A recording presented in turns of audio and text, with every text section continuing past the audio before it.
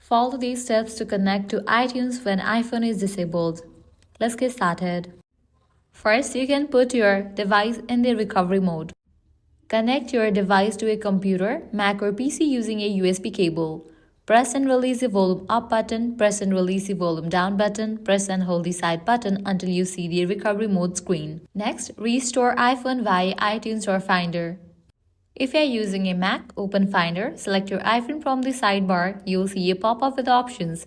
Click Restore. This erases your iPhone and removes the passcode. If Restore fails, try the recovery mode steps. If using a PC or Mac OS, open iTunes. Wait for iTunes to detect your iPhone. Click Restore when prompted. This will erase all data including photos, apps and settings. If you have an iCloud backup, you can restore it after the reset.